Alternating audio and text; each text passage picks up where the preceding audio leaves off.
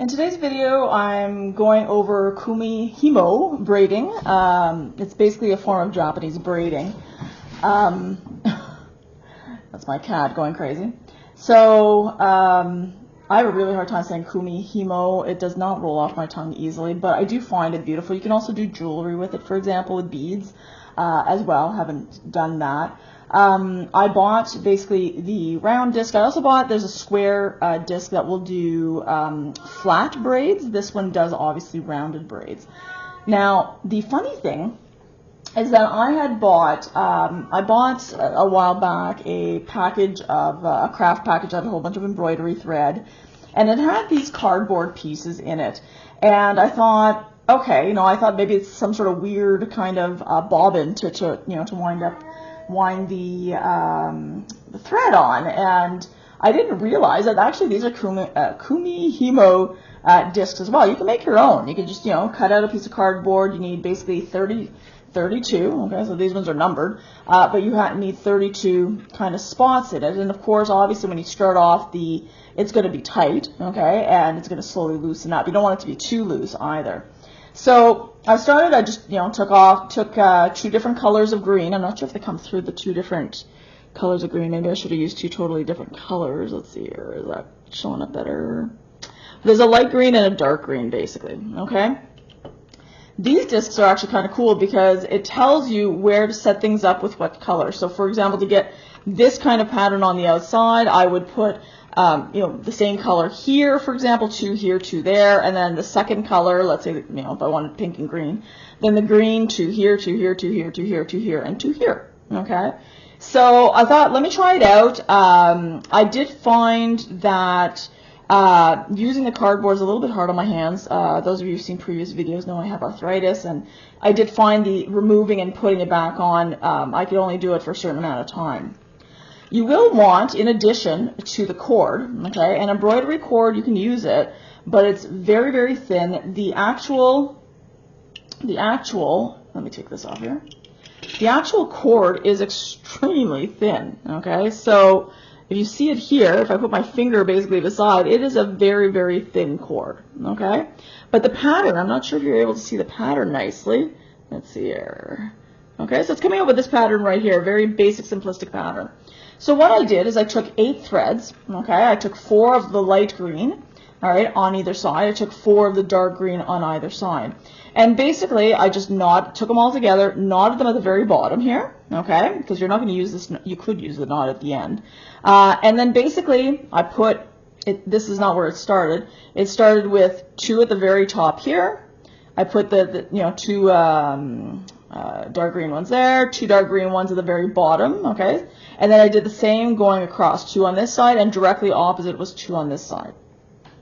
Now to actually do it, okay, you're just literally turning the disc. So the really cool thing is, and it's the same thing over and over again, and it doesn't matter if you're doing 10 threads, 16 threads, it's exactly the same thing. It's just obviously doing it more often. So what you're going to do is you're going to basically start, all right, so it's basically left, down to left, okay, and then right up to right, all right, and then I turn it. I do left, whoops, left, down to left, and right up to right. And just do it again, okay, so left, left, left down to left, and right up to right. So I just do it in my head, left, down, up, right. So left, down,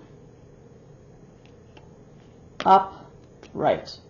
Okay, and I'm back to the top. And of course, the braid will lengthen as time goes on.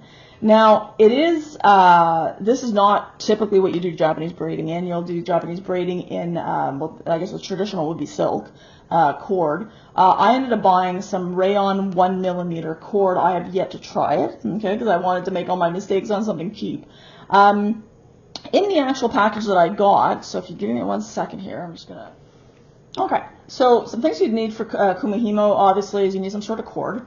As I said, I'm using the embroidery thread, which is fairly cheap, but I bought a bunch of different colors of, this is called rayon rat tail cord. I do not know why they call it rat tail. It's very silky, it's kind of satiny looking, very, very lovely. Okay, it comes in a range of different colors. I went to my bead store, they had an even wider range than these. You can buy them online as well. Okay, so again, depending on the mixture you have, your braid will obviously change based on the pattern. The kit came with, okay, a Kumihimo disc, which was a circular for the circular braid, and it came with one that's square to make a flat braid. Now the instructions for the flat braid look a lot more complicated than these the circular ones, so I'm going to start off with the circular one, get comfortable with this before I start to move on to this one here. The nice thing with both of these is that they came with instructions. So for example, the circular braid came with instructions on how to do 16 warp braid, for example. Gave actual patterns that you could actually try out. Okay, and some examples are here.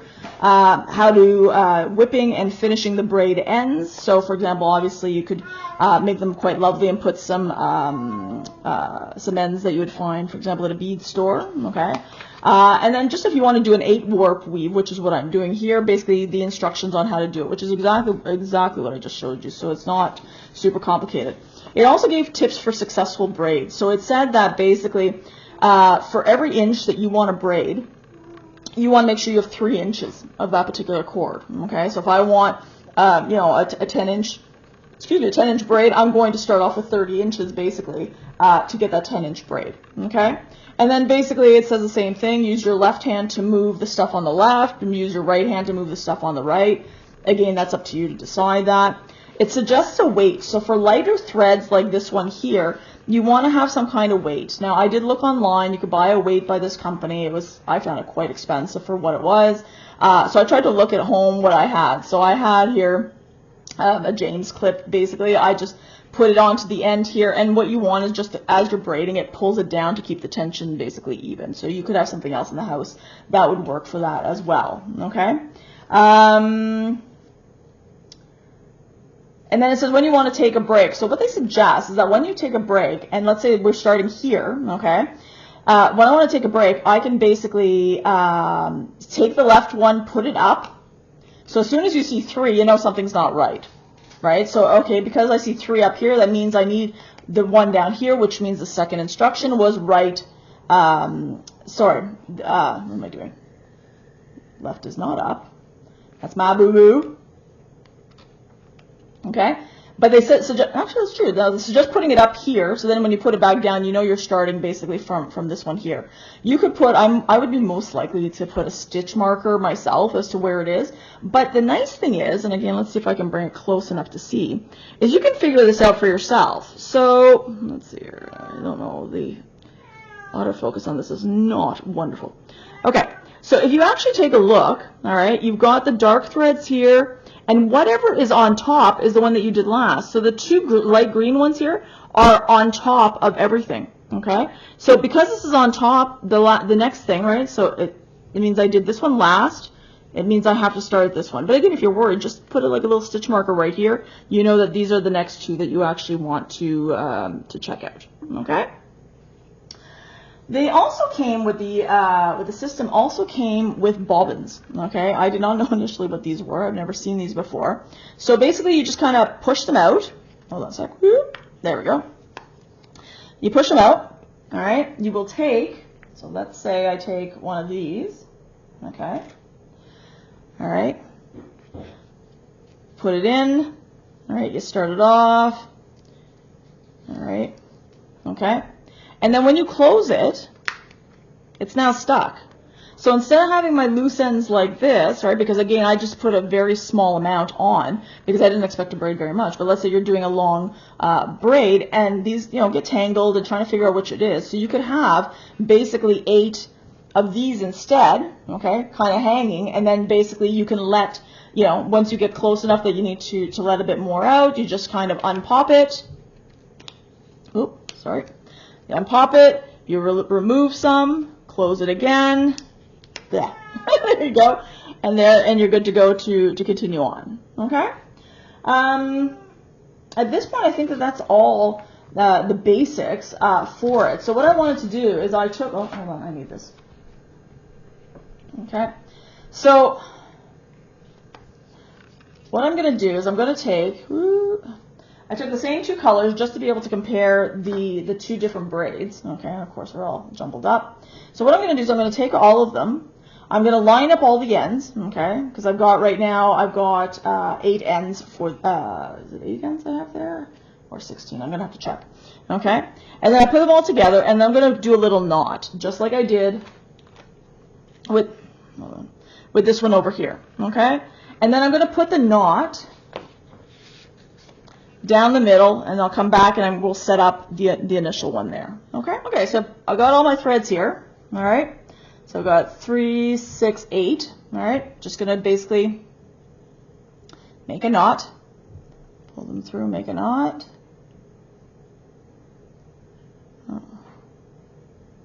That last one there, okay? All right, there we go. I'm going to put it through the hole, okay? And now, all right, I'm going to line them up, all right? So what I'm going to do basically is I'm going to do exactly the same here. I'm going to do the two dark and two dark, and then I'm going to basically do 2 light and 2 light, and you can see the actual dots that you're starting with, okay? Now again, there are so many patterns that will tell you where on the disc to actually do it, okay? So let me just separate my dark and my light colors. All right. Okay, so I'm going to do, there we go. So I've got 1. Now I don't know if the foam will be easier or harder than the actual, whether it'll be easier or harder than the actual cardboard, but we will see. All right. And then I'm going to do the bottom. All right. Now we'll adjust these in a moment because of course you want them to all be the same length, etc. Okay, you don't want them to be super long, super short. All right. Okay, hold on here. Now, oops, I'll just tangle there. Okay. So, all right. Okay, so then I'm going to do on this side, on one side of this, and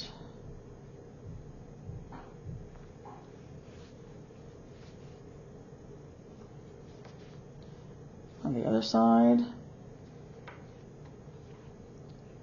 There we go. And then on this side, I'm going to put these 2 on either side of this dot. There we go, and there we go. Okay. Now you'll notice that I have a bit of a mess here. I certainly don't want all of this hanging down, okay, necessarily, but it's not even, obviously. So what I'm going to do is I'm going to, let's see here. If I do it from the back, it should. See, this one, for example, is excessively short in comparison, right? So let's see what we got here. All right. All right. So you just want to make sure that, oops, you're evening things out. All right. Otherwise, you're going to end up wasting some of your stuff here. All right. So again, I'm going to try this again because when I was trying to figure it out, I was able to even everything out, but at the bottom, because of the twists, I'm like, okay, I'm going to bring it actually the tail closer. I'm going to hold on to it. Okay. So I'm just going to redo this. Okay. Very quickly.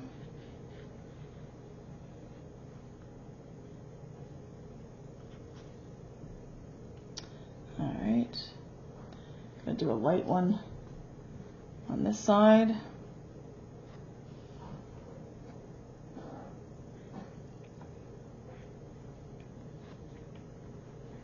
Do a dark one at the bottom. There's the other dark one. I should have used 2 totally, I didn't think of it for the TV. I should have used 2 totally different colors for you guys, but sorry about that. And then basically here, oops, end there. Now, you will notice, okay, so this is a lot better in terms of length and stuff because it's closer, but I want to make sure that this is in the middle. Right now it's more to the side. I need it more to the middle. So I'm going to hold it there, tighten things up, just pull, okay, until I have everything kind of more in the middle of where I want everything, okay. So let's pull this, there we go, there, oh no, I'm pulling too much now. And again, being a perfectionist, I could be doing this all day, I'm sure, okay.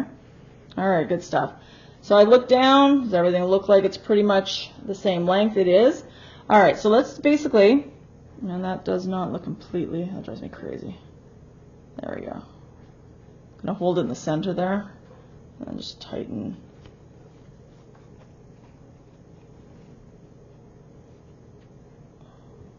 There we go, okay? So in a moment, I'm gonna put the weight down here, all right? I want to make sure to put my bobbins. I'm going to try it with bobbins. I don't know if I'm going to like it. Okay, so let's just try one bobbin right now. Okay, so I'm going to show you as I did before. All right, put it in, wind, whoops.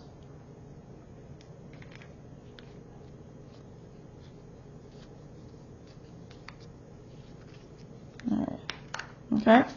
So I'm going to do all the other ones, and then we'll come back, and then we'll start doing it. Okay? Okay, so let's start.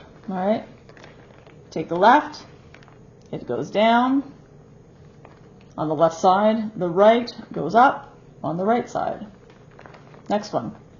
Left goes down on the left side. Right goes up on the right side. Then you've got, okay, so this one, originally, this is the second time I'm doing this video, because when I came to here, I thought, oh, I didn't put them in the original correct location. And then I realized, well, duh, like I brought, by doing this one, it's shifted this one. By doing this one, it shifted that one. So again, you know, keep that in mind, trust yourself. So left, down, up, right. Left, down, up, right. And then I'm back to the top. And then I just keep doing the exact same thing all the way around. I think that if I'm going to stop, though, I would make sure to try and stop. And you can go clockwise or counterclockwise. Just be consistent in the way you're doing it, first of all. But I think when I'm going to stop, I'm going to always stop at the, at the top there. And again, use my stitch marker, or again, look at where the threads are, to see where I'm starting. But if I know that I always stop at the top, then I don't have to worry about stitch markers and things like that. So it's up to you to decide what you want to do. Do it. I do have to say, I do enjoy the foam better. It's a lot easier on my hands, taking it off, putting it back on, and so forth, in comparison to the cardboard one, which was doing the exact same thing. Okay, this is smaller, it's portable, put it in my purse and all that. Obviously, this is a little less portable, but I can still bring it places easily if I want to, do some crafting with friends and things like that. It's not a huge amount to carry. Once I've gotten the hang of doing this, I'm going to actually do a proper braid with some nice stuff. It's going to be obviously substantially thicker, because if I've got 8 of these, for example, then obviously it's going to be a much thicker cord than something thin like that, right? It's going to be 8 times this thickness, for example. Okay, 16 will be even wider than that, right? So I'm going to try this with 8. And then I'm going to try it with 16. Again, 16 is not going to be any different. It's just that you're going to basically, the setup of putting 16 will be slightly different, but the actual doing the left, down, upright kind of thing will be the same. It's just that you'll have, obviously, 8 pairs as opposed to 4 pairs. Okay? Okay, so basically I've done at least a large amount just for practice here. I'm going to cut off these ones here. Okay, there we go. Okay, put those aside. All right, I'm going to take these off. All right, give me a second here. There we go.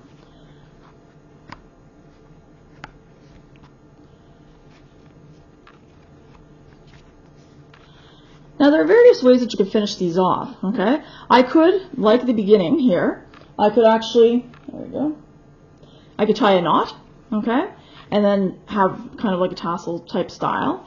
There's another way though. I'm thinking if I wanted to make a bracelet, this is not big enough for a bracelet, but let's say I wanted to make a bracelet, I could actually undo this, okay, and tie this around. So what I'm going to do is I'm going to take one of these strings right here, all right, I'm going to thread my needle, all right, let's do that. All right.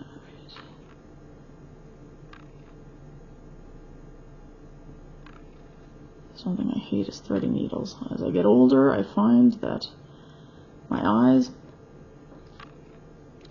are not great. Let's see. Ah, there we go. Okay. Okay, so what I'm going to do basically is that I'm going to go in, all right? I'm going to go in just a little bit, all right, into there, come through, all right? Yep. There we go. There we go. All right. Now, I'm going to tie it. I'm going to take this off so I don't stab myself. I'm going to tie it around tightly. Okay, let's see how we do this here. All right.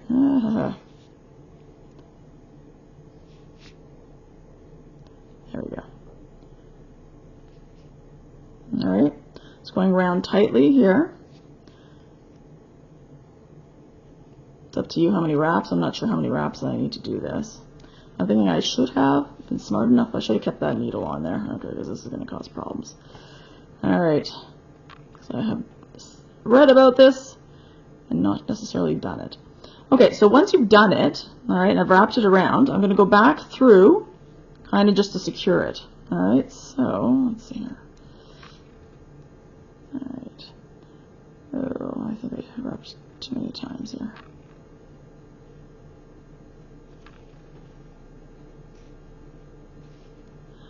And it is a very tight cord.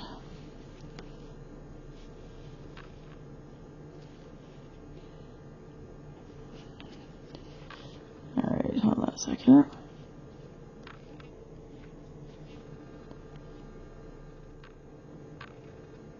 There we go. Okay, I think I should have left a longer amount to go around, but that's my fault. So leave yourself a longer tail. Okay.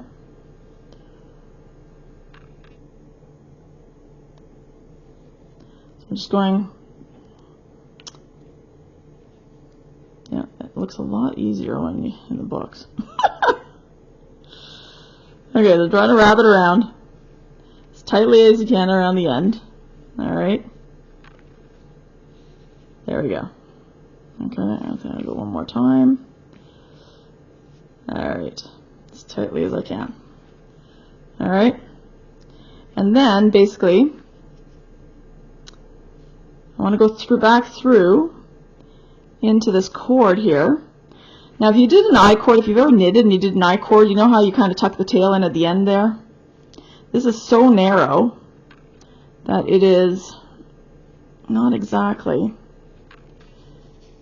There we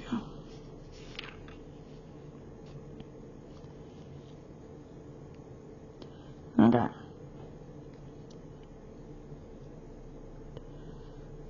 Okay, so I think I went out, you know what, I went too far, too high, and it's causing issues there. So what I'm going to do is I'm going to try putting it again, closer to the end here. Actually, it might be easier if you just rotate it. Okay, there we go. Maybe that works better. Okay. All right. And I think this is too short again.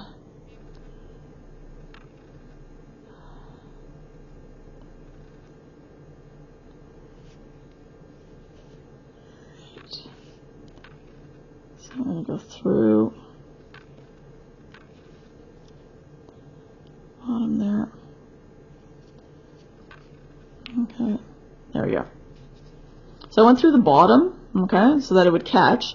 Doesn't matter if this looks like part of the fringe or not, because at the end, what you're going to do is you're going to end up cutting it, okay, close to the knot, All right, there we go, close to the knot. There we go. And so now if I want to buy one of those end caps, like from a bead store or something like that, I could put the end cap with a little bit. I'm going to actually do that actually with the proper, with that 1mm rat tail cord. I'm going to do a second bracelet and actually try and do that at the end. So, but this is one way to basically finish it off. The other one is to knot it, leave yourself a tassel, for example. You could potentially knot it and also cut it off, you know, much more short amount. For example, if you wanted to put it through a hoodie, for example. There are, there are aglets, for example, for shoelaces, because this could possibly be used, it's a bit thin to be a shoelace, but I could use something slightly thicker and make a shoelace out of it as well. So you've got metal aglets as well. So I hope that helps. It's just a way of finishing off the actual bracelet there. And in my next video, I'm going to, as I said, I'll try and actually make one with the proper cording there and do the whole thing and finish it off as a proper bracelet. That's my hope, at least. All right. See you next time.